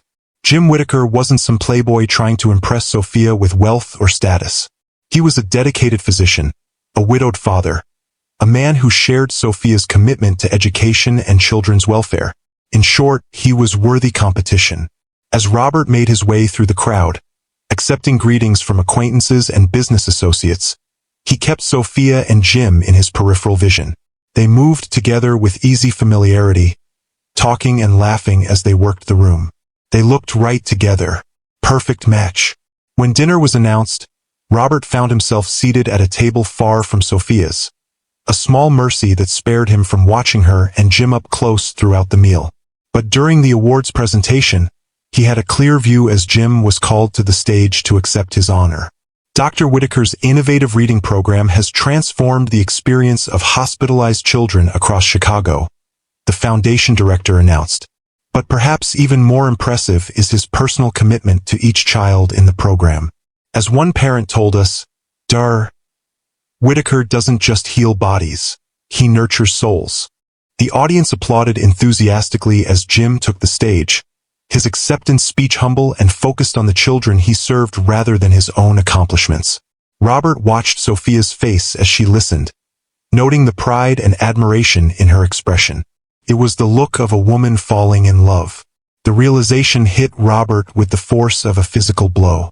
He had waited too long, said too little.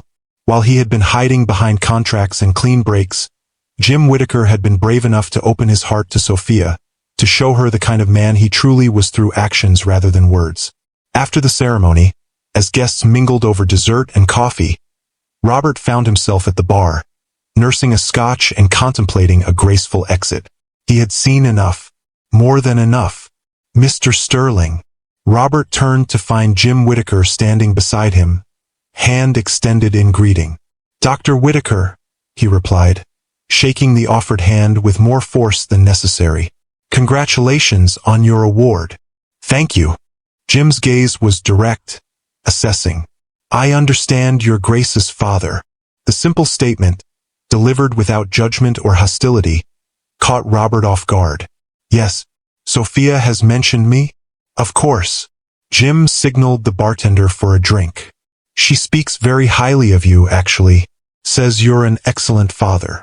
Robert wasn't sure how to respond to this unexpected civility from the man he'd been mentally casting as his rival. Sophia is important to Grace, he said carefully. To both of us. Jim nodded, accepting his drink from the bartender. She's an extraordinary woman. The work she's doing with our reading program is transforming lives. That sounds like Sophia, Robert agreed. She has a gift for seeing potential in others. A moment of understanding passed between them, two men who recognized the same exceptional qualities in the woman they both cared for. She's been through a lot, Jim said, his tone more personal now. The surrogacy, giving up Grace, starting over. It takes remarkable strength to navigate that kind of emotional terrain. Robert stiffened slightly. She told you about our arrangement? She's been very open about it, Jim confirmed. I believe in honesty as the foundation of any relationship. The implication was clear. Jim and Sophia had a relationship, one built on the kind of openness and vulnerability that Robert had avoided. As do I, Robert said, though the words felt hollow given his history with Sophia. Now, Jim studied him for a moment, then said quietly, she still loves you, you know? The words hit Robert like an electric shock. She told you that? She didn't have to. Jim's expression was resigned but dignified. It's in her eyes when she talks about you, in the way she lights up after spending time with Grace. And with you. I don't understand, Robert said, genuinely confused. If you know she has feelings for me, why are you pursuing her? Jim smiled slightly. Because she's worth fighting for. And because I believe people should make choices based on what's in front of them, not what might have been. Before Robert could respond, Sophia appeared beside them, her expression wary as she took in the two men in conversation. Everything all right here?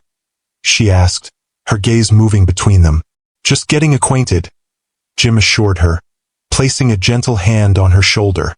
Mr. Sterling was telling me about Grace's recent milestones.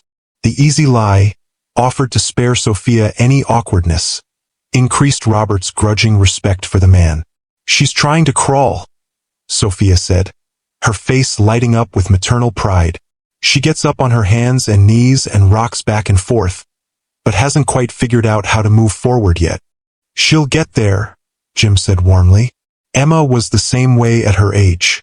One day she just took off across the living room floor, and we could barely keep up with her after that. The casual reference to his daughter, the shared parenting wisdom, the easy way he included Sophia in the we.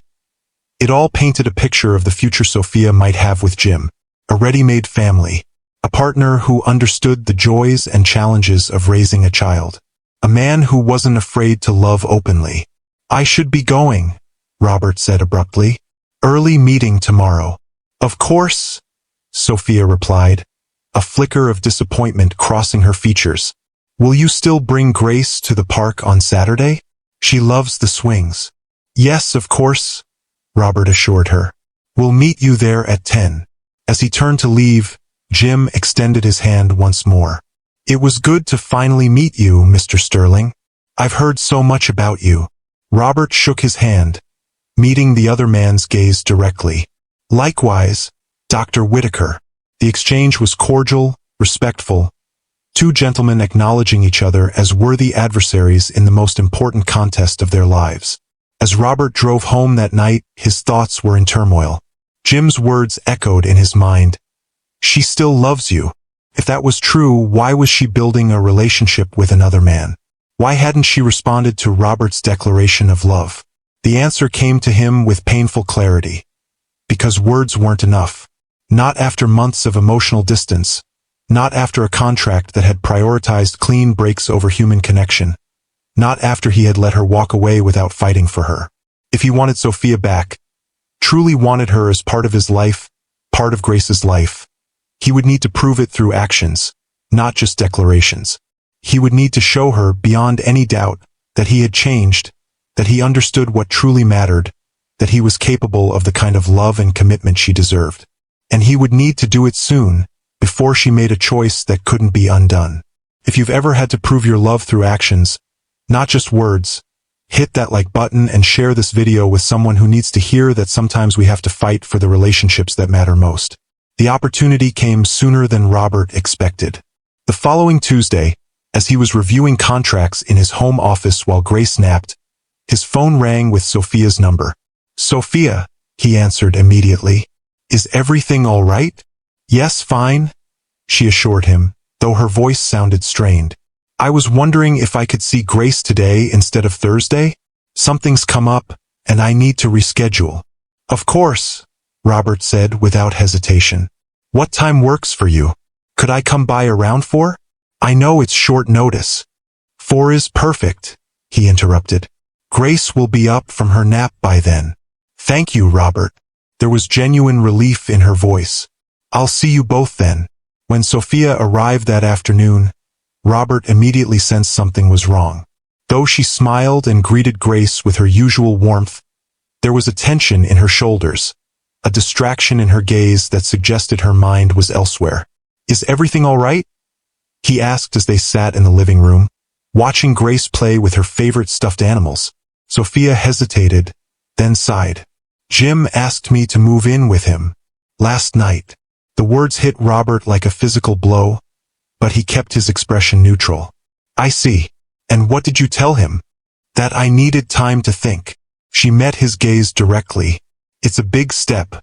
For me, for him, for his daughter Emma. And for Grace," Robert added quietly. "For us." Sophia nodded, acknowledging the unspoken implications. If she moved in with Jim, it would signal a level of commitment that would change everything. Her relationship with Grace, her feelings for Robert, the tentative family they had been building during her visits. "He's a good man," Robert said, the words costing him dearly but necessary. "I met him at the gala. He clearly cares for you." "He does," Sophia agreed. "He's kind, thoughtful, stable. Emma adores him and she's taken to me as well. We could have a good life together." "But," Robert prompted, hearing the hesitation in her voice. "But," Sophia continued, her eyes finding Grace as she played contentedly on the floor. "There's Grace. And there's you. And there's this complicated history we share that doesn't fit neatly into any conventional relationship category." Robert's heart raced at her words. She was acknowledging that what existed between them was more than just a business arrangement, more than just co-parenting. It was something deeper, more complex, harder to walk away from. "What does Jim say about Grace?" he asked carefully. "About your relationship with her?" "He's been supportive," Sophia said. "He understands how important she is to me, says he's willing to work around my visits with her. But it would be complicated," Robert finished for her. "Living with one man while maintaining a connection to the child you share with another." Sophia nodded, relief in her eyes at his understanding. "Exactly. And it's not just about logistics. It's about emotions, about divided loyalties, about what's best for Grace in the long run." Robert took a deep breath, knowing that what he said next could change everything. "Sophia, I need to ask you something, and I need you to be completely honest with me." She met his gaze, wariness in her expression. "All right. Do you love him?" The question hung between them, direct and unavoidable. Sophia looked away, her fingers absently straightening the edge of Grace's play blanket. "I care for him deeply," she said finally. "He makes me feel valued, respected. We share the same values, the same passion for education and children's welfare. He's everything I should want." "That's not what I asked," Robert pressed gently.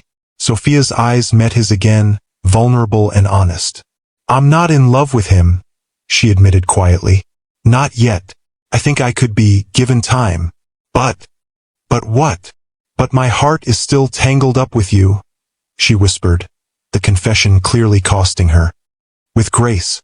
With what might have been if things had been different. Robert's pulse quickened at her words, hope surging through him. Things can be different, he said earnestly. They already are. I'm not the same man who drafted that contract, who insisted on no strings attached. These past months without you, raising Grace alone, they've changed me. Words are easy, Robert, Sophia said, though her tone was gentle rather than accusatory. Actions are what matter.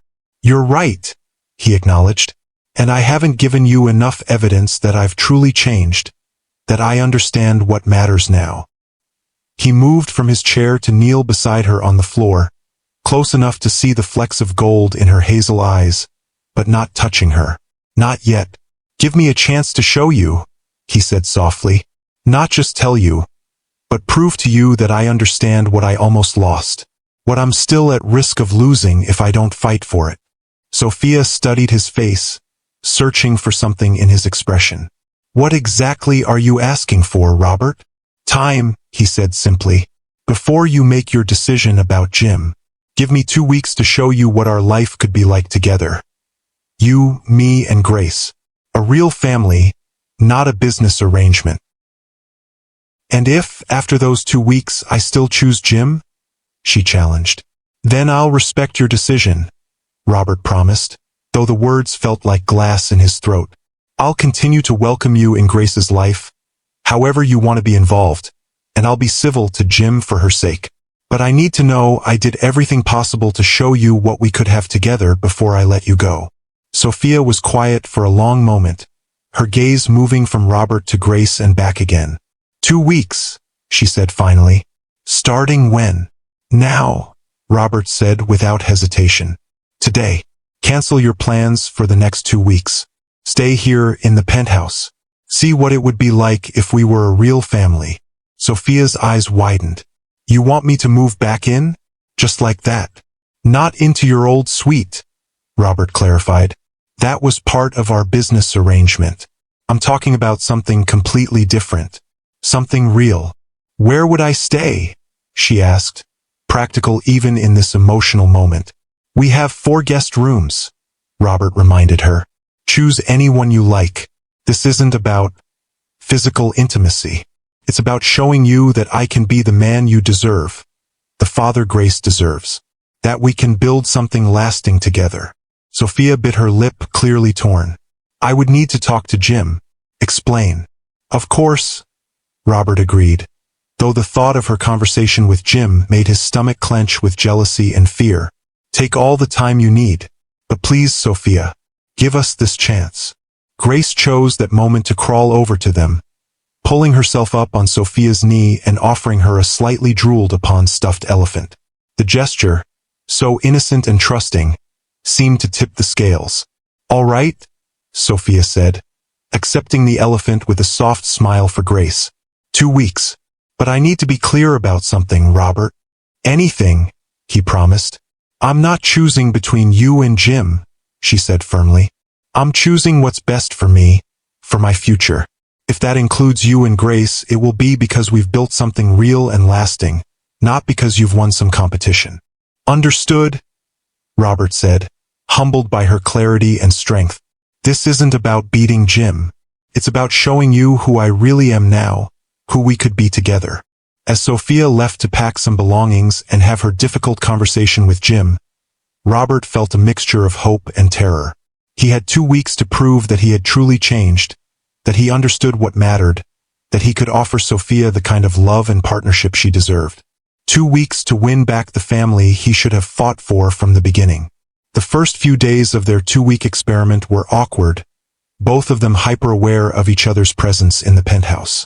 Sophia chose the guest room furthest from Robert's master suite, establishing a clear physical boundary between them.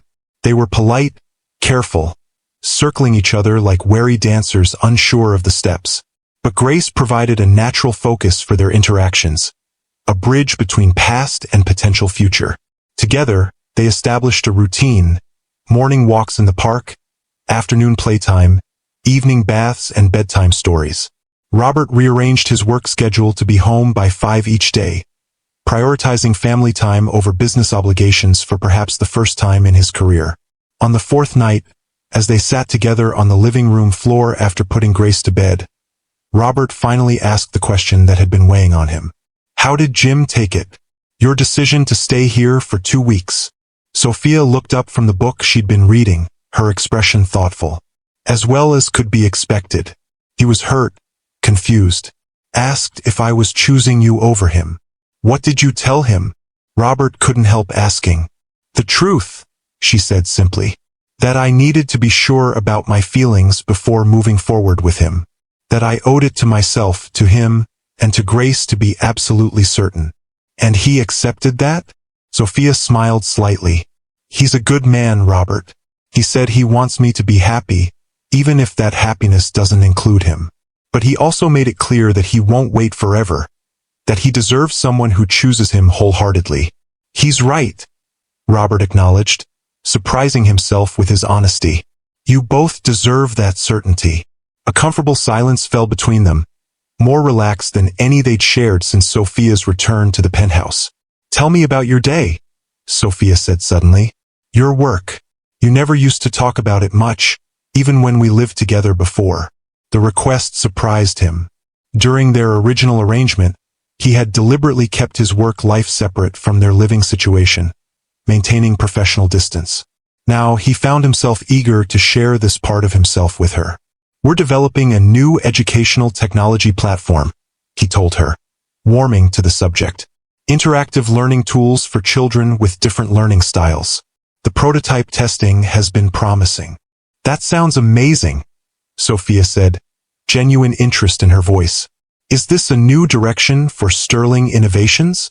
"Yes and no," Robert explained.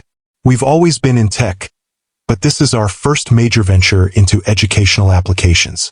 It's something I've been wanting to explore for years, but never prioritized until recently." "What changed?" she asked. Robert met her gaze directly. "Grace. Becoming a father. Thinking about the kind of world I want her to grow up in, the kind of company I want to leave her. And," he added softly, your passion for teaching, for reaching every child. It made me see possibilities I hadn't considered before." Sophia's expression softened at his words. "I'd love to hear more about it. Maybe even offer some input from an educator's perspective, if that would be helpful." "I'd like that," Robert said, meaning it completely. The idea of sharing his work with Sophia, of valuing her professional expertise, of building something meaningful together beyond their connection through Grace. It felt right in a way he hadn't anticipated. As the days passed, the awkwardness between them gradually dissolved, replaced by a deepening connection that felt both familiar and entirely new. They cooked dinner together, shared stories from their childhoods, discussed books and films and current events. Robert found himself laughing more than he had in years, rediscovering the simple joy of conversation with someone who challenged and understood him. One evening, as they sat on the terrace watching the sunset over Lake Michigan, Grace asleep in her nursery, Robert found the courage to ask the question that had been haunting him. "Why did you leave? After Grace was born. You could have stayed at least for a while." The contract didn't specify an immediate departure. Sophia was quiet for a long moment, her gaze fixed on the horizon. "I was afraid," she admitted finally. "Afraid of how much I already loved Grace. Afraid of how much I was beginning to care for you. Afraid that if I stayed even one day longer than necessary, I wouldn't have the strength to leave at all." "And that would have been so terrible?" Robert asked softly. "It would have been devastating," Sophia corrected him, meeting his gaze directly. "To stay, to love you both more deeply with each passing day, only to be reminded constantly that I was just the surrogate. Not Grace's mother in any legal sense. Not your partner in any meaningful way. Just a woman who had fulfilled her contract and overstayed her welcome." The pain in her voice cut through Robert like a knife. "I never saw you that way," he protested.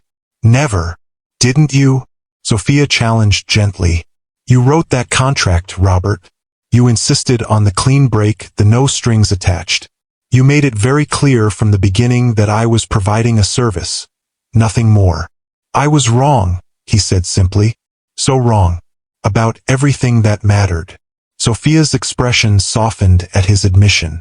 We both made choices based on what we thought we needed at the time. I needed the money for my mother's medical bills. You needed an heir without emotional complications. Neither of us expected this. This, Robert prompted, needing to hear her define what had grown between them. This connection, she said softly. This feeling that somehow, despite everything, we became a family. The word family hung between them, precious and fragile. Robert reached across the space separating them, taking Sophia's hand in his. She didn't pull away. We are a family, he said, his voice rough with emotion. The three of us. If you want us to be. Sophia's fingers tightened around his, but she didn't answer. Not yet. And Robert understood that after everything, she needed more than words. She needed time, certainty, proof that what he offered was real and lasting. As their 2 weeks together neared its end, Robert planned one final gesture to show Sophia exactly what she meant to him, what kind of future they could build together. While she took Grace for her regular checkup with the pediatrician, he set his plan in motion, making calls, arranging details, ensuring everything would be perfect.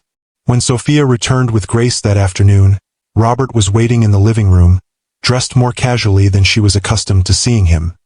Jeans and a simple button-down shirt rather than his usual business attire. How was the appointment? He asked, taking Grace from her arms and kissing his daughter's chubby cheek.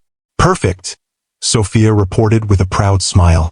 Dr. Chun says she's developing right on schedule. Her weight and height are excellent, and she's hitting all her milestones. That's our girl, Robert said. The casual are no longer feeling strange or forced. It was simply the truth. Grace was theirs in heart if not in legal documentation. I have a surprise for you both. Can you be ready to leave in 30 minutes? Sophia raised an eyebrow, intrigued. Leave for where? It's a surprise, Robert repeated with a smile. Dress comfortably. We'll be outdoors. 30 minutes later, they were in Robert's car, Grace securely fastened in her car seat, heading north out of the city. Sophia watched the urban landscape give way to suburbs, then to more rural scenery, curiosity evident in her expression. Are you kidnapping us?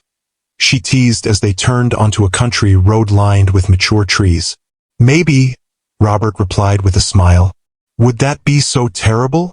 Depends on the accommodations, she shot back, the easy banter between them a testament to how far they'd come. Finally, Robert turned down a long driveway that led to a charming farmhouse nestled among ancient oak trees. The house was white with dark green shutters, a wide porch wrapping around the front, flower gardens blooming in a riot of color. Robert, Sophia breathed, taking in the idyllic scene. What is this place? It's a farm that's been in my family for generations, he explained as he parked in front of the house. My grandparents lived here. After they passed, my parents maintained it as a weekend retreat. When they died, it came to me and Catherine. We've kept it up, but neither of us has spent much time here in recent years. He helped Sophia out of the car, then retrieved Grace from her car seat. Together, they walked up the path to the porch, where Robert retrieved a key from under a flower pot. A charmingly old-fashioned gesture that seemed at odds with his usual high-tech security measures. Inside, the house was exactly as Sophia might have imagined a beloved family home would be. Comfortable furniture worn smooth with use, bookshelves filled with well-read volumes, photographs covering the walls. It was the antithesis of Robert's sleek, impersonal penthouse. It's beautiful, Sophia said, turning in a slow circle to take it all in. So warm and inviting. This is where I spent my summers as a boy, Robert told her, setting Grace down on a colorful rug where toys had been thoughtfully arranged. Fishing in the pond with my grandfather, helping my grandmother in her garden, reading for hours on that window seat. Some of my happiest memories were made here. Sophia moved to the wall of photographs, studying the images of a younger Robert. A serious boy with a book, a teenager proudly holding up a fish, a college graduate with his beaming parents. "You look happy," she observed. "More carefree than I would have imagined." "I was," Robert acknowledged, "before ambition and success became my primary focus. Before I convinced myself that control was more important than connection." He joined her at the wall, pointing to a photo of an elderly couple on the porch. "My grandparents, married 62 years. They taught me what real partnership looks like, though it took me far too long to appreciate the lesson." Sophia turned to him, understanding dawning in her eyes. "Why did you bring us here, Robert?" "Because this is who I really am," he said simply. "Not the CEO in the penthouse with the prenuptial agreements and surrogate contracts. This place, these memories, this is my foundation, my true self. And I wanted you to see it, to understand where I come from and who I want to be again." He took her hand, leading her through the house to the kitchen, where a picnic basket sat on the old wooden table. "I thought we could have lunch by the pond. This Grace's first visit to her family home. We should make it special." The casual reference to family home wasn't lost on Sophia. Her eyes searched his face, looking for any sign of calculation or manipulation. Finding none, she nodded. "That sounds perfect."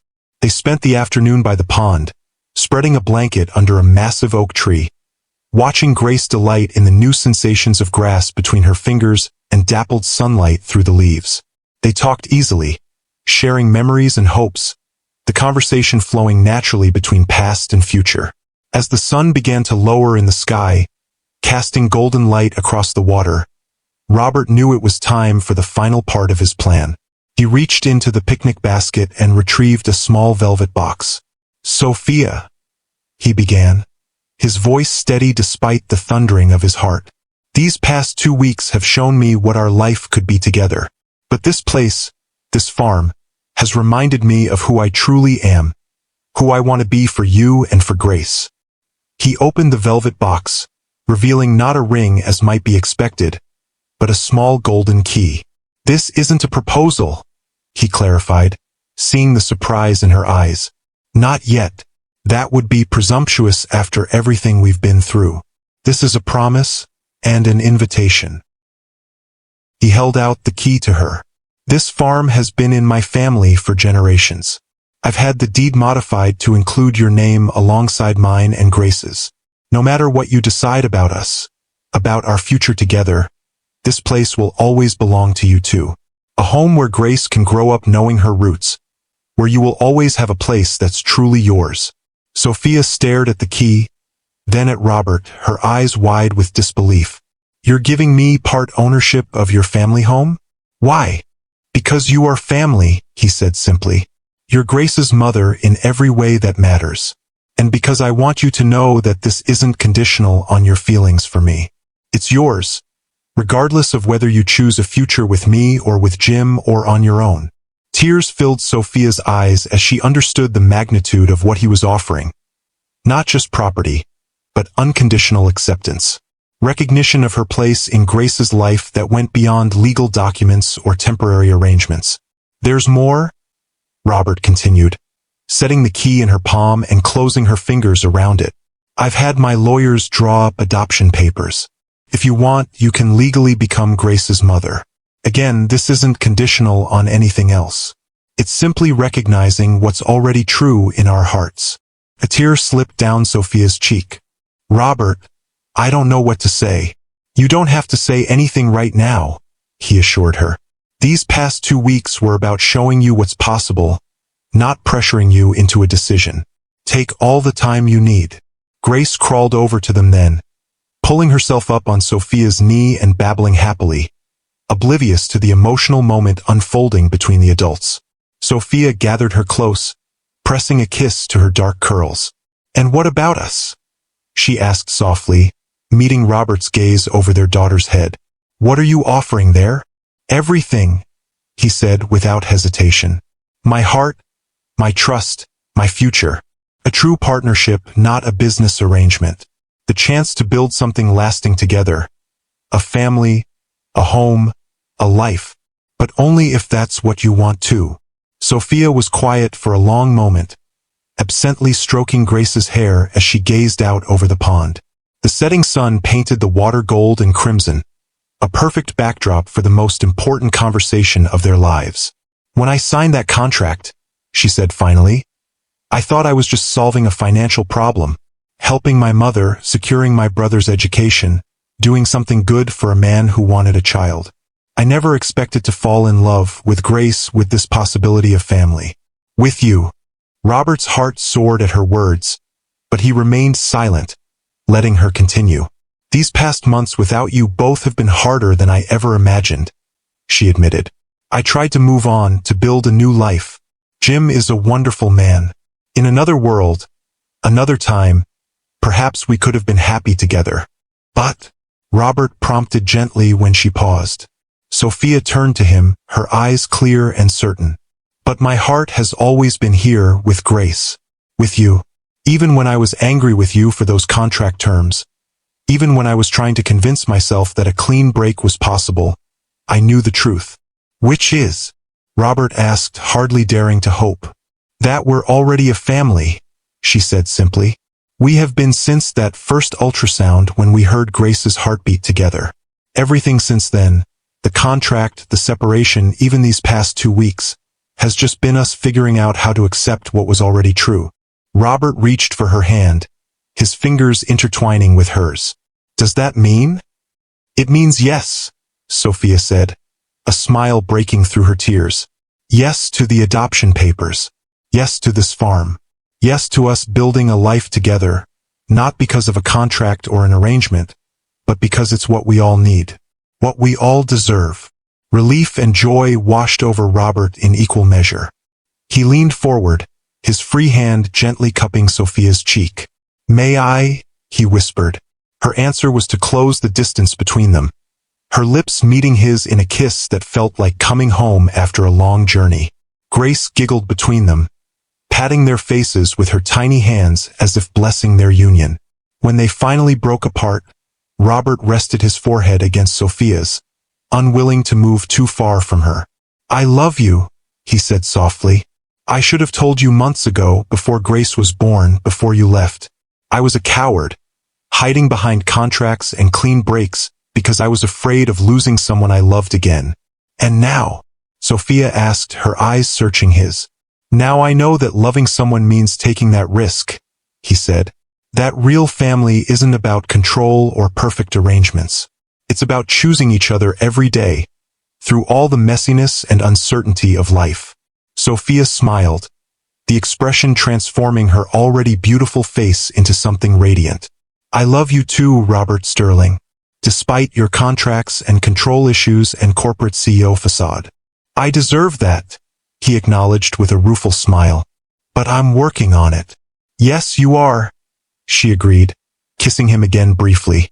And that's why I'm choosing you, because the man you're becoming is even more impressive than the empire you've built. As the sun set over the pond, casting long shadows across the grass, the three of them remained on the blanket, Grace now dozing between them, their hands still linked, the golden key to their shared future glinting in the fading light. There's one more thing, Robert said after a comfortable silence.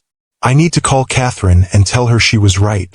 She's never going to let me hear the end of it.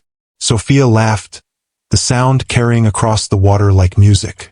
Some things are worth a little sisterly gloating. You're worth everything, Robert replied, his voice sincere despite the lightness of the moment. The gloating, the risk, the vulnerability. Everything. As darkness fell, they gathered their sleeping daughter and their picnic things, walking hand in hand back to the farmhouse that would become their weekend home. Their retreat from the city, the place where Grace would learn to swim and ride a bike and climb trees. The contract that had brought them together was long forgotten, replaced by something far more binding and meaningful. A family built not on legal terms and conditions, but on love, trust, and the courage to choose each other, strings and all. 6 months later, on a perfect summer day, Sophia Anderson became Sophia Sterling in a simple ceremony on the farm. Grace, now walking and babbling a few recognizable words, served as their flower girl, toddling down the aisle with assistance from Catherine. Jim Whitaker attended with his daughter Emma, his genuine good wishes for the couple a testament to his character. He had found his own happiness with a fellow doctor at the hospital, proving that sometimes letting go of one possibility opens the door to another. As Robert and Sophia exchanged vows under the ancient oak tree by the pond, the words they spoke were not about ownership or control, but about partnership and growth, about building a family based on love rather than obligation.